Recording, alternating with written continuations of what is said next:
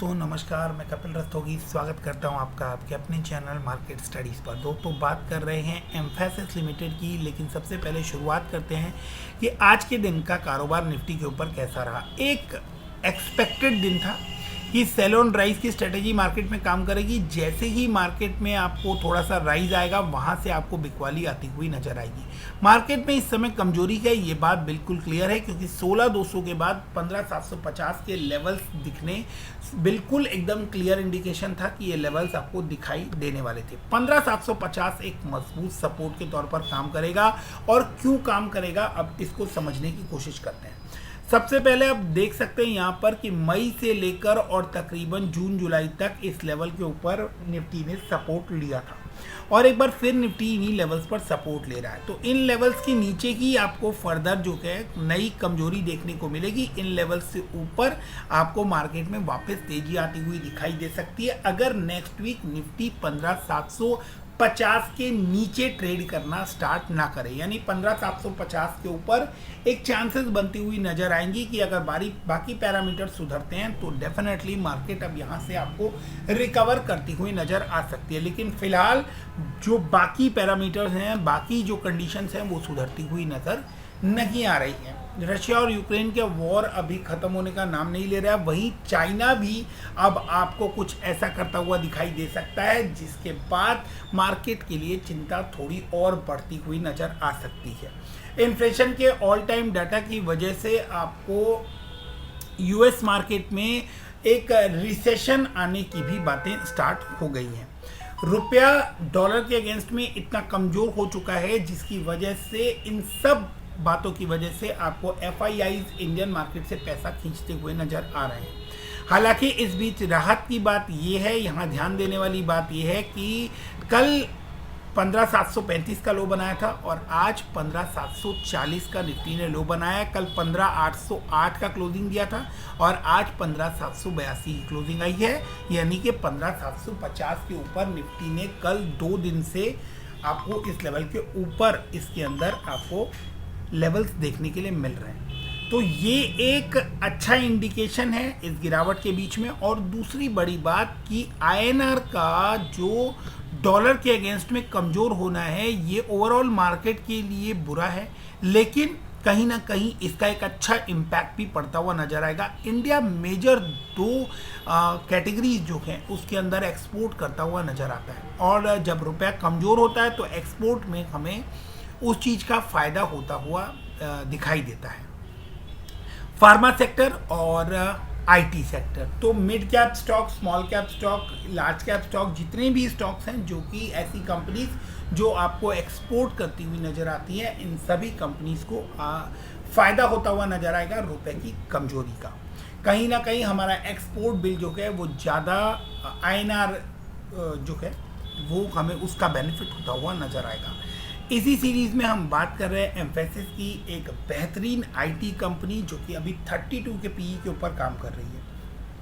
IT sector का PE काम करता है 26 के आसपास, तो स्लाइड प्रीमियम के ऊपर ये कंपनी आपको काम करती हुई नजर आ रही है।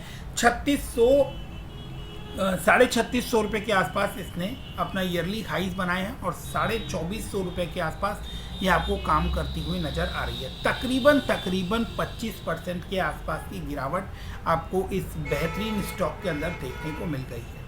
चार्ट के ऊपर देखेंगे तो आपको एक तरफा मोमेंटम देखने के लिए मिल रहा है, लेकिन बीच बीच में आपको इसके अंदर गिरावट भी देखने को मिल रही है। हालांकि इसके अंदर बहुत बड़ी गिरावट जो है, इतनी बड़ी गिरावट आपको ये कम देखने को मिली है इस तरह की गिरावट, लेकिन फिलहाल जो पोजीशन मार्केट में चल रही है, ऐसे में आपको ये 25% गिरावट खरीदनी चाहिए या नहीं खरीदनी चाहिए, अब इसके बारे में हम लोग चार्ट के ऊपर समझने की कोशिश करते हैं। चार्ट पर जब एम्फैसिस के चार्ट को आप देखेंगे तो काफ़ी लंबे टाइम तक आपको यहाँ पर दिखाई देगा। 13 सितंबर से लेकर और तकरीबन बात करें तो 25 अप्रैल 22 तक ये स्टॉक जो है ये आपको एक रेंज बाउंड काम करता हुआ नजर आ रहा है। एक पैरेलल रेंज यहाँ पर क्रिएट हो गई थी, जिसके अंदर आप देख सकते हैं मल्टीपल टाइम्स इसने सपोर्ट यहाँ पर लिया है, एंड थर्ड टाइम यहाँ पर आपको सपोर्ट देने के बाद फोर्थ टाइम यहाँ पर ब्रेकअप आता हुआ दिखाई दिया, जब ओवरऑल मार्केट के अंदर आपको गिरावट देखने को मिल रही है। अब फिलहाल इसका RSI जो है वो RSI 19.06 के ऊपर आपको काम करता हुआ दिखाई दे रहा है। चार्ट पर जब हम देखते हैं तो ये जो टॉप लाइन बनती है 3450 रुपये के आसपास, यहाँ पर मल्टीपल टाइम ये आपको रेजिस्टेंस फेस करता हुआ दिखाई दे रहा है।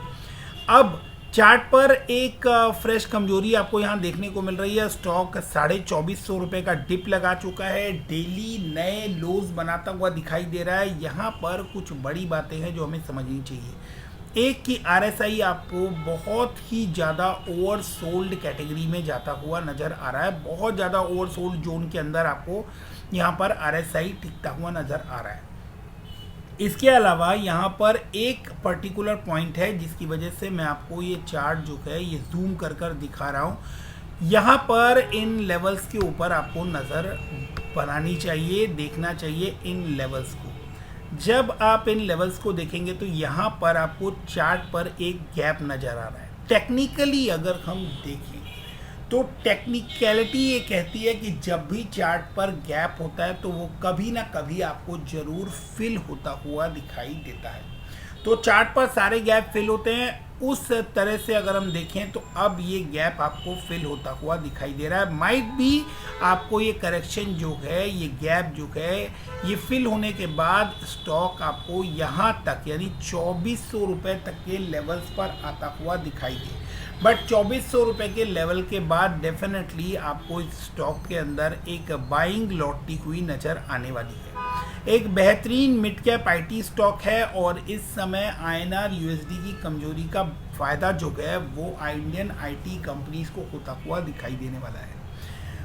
इसके साथ साथ ही लॉन्ग टर्म पर्सपेक्टिव की बात करें तो इंडियन IT अभी यहाँ से 100 टाइम आगे बढ़ता हुआ आपको नज़र आने वाला है, खास करके तब जब पूरी दुनिया इस समय इंडियन IT जो है उसको लेकर बहुत ज़्यादा कॉन्फिडेंट नज़र आ रही है। एंड बहुत सारी कंट्रीज़ में अब आपको इंडिया अपनी टेक्नोलॉजीज़ एक्सपोर्ट करती हुई दिखाई देती है, चाहे वो मिड कैप्स हो, स्मॉल कैप्स हो या लार्ज कैप्स हो। आपको बहुत सारी कंट्रीज़ में IT की पूरा डेवलपमेंट का काम अब आपको इंडिया को आउटसोर्स होता हुआ दिखाई दे रहा है।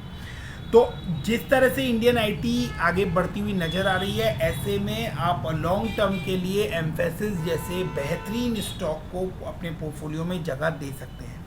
और ये सही टाइम होगा जिस समय मार्केट में बिल्कुल वॉलेटाइल सिचुएशन है, पैनिक है, लोग बिल्कुल डरे हुए हैं। ऐसे में अगर आपको शुरुआत करनी है, आपको फ्रेश एंट्री लेनी है तो this is the right time कि आप थोड़ा थोड़ा कर आप इस स्टॉक के अंदर पैसा लगा सकते हैं।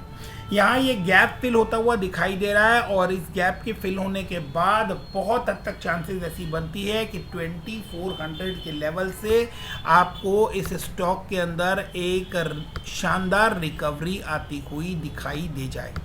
तो इन लेवल्स को आप बिल्कुल अपने चार्ट के ऊपर लगा के रखिए। और ऑलरेडी ओवरसोल्ड ये स्टॉक आपको दिखाई दे रहा है, RSI के लेवल पर 19 पर आ गया है। तो अबव 30 अगर ये गया तो आपको ये स्टॉक जो है ये तकरीबन आपको 2800 रुपये तक के लेवल दिखाएगा। और वंस ये आपको 2800 से ऊपर क्लोजिंग देना स्टार्ट करता है फिर आपको वापस से इस स्टॉक के अंदर वही तेज़ी लौटती हुई दिखाई दे सकती है। उसके बाद आपको इससे बड़े लेवल्स जो है वो देखने को मिल सकते हैं। अपने फाइनेंशियल एडवाइज़र से बात कर और अपनी रिस्क टेकिंग कैपेसिटी को देखकर फिर आप स्टॉक में निवेश कीजिए। शॉर्ट टर्म में जो पैसा रिक्वायर्ड हो उस पैसे को मार्केट में ना डालें। मार्केट शॉर्ट टर्म में वॉलेटाइल रह सकती है, इस बात को समझने के बाद ही मार्केट में लॉन्ग टर्म के लिए निवेश करें। मिलते हैं अगले वीडियो में, तब तक stay fit, stay healthy, stay invested. Thank you, bye bye.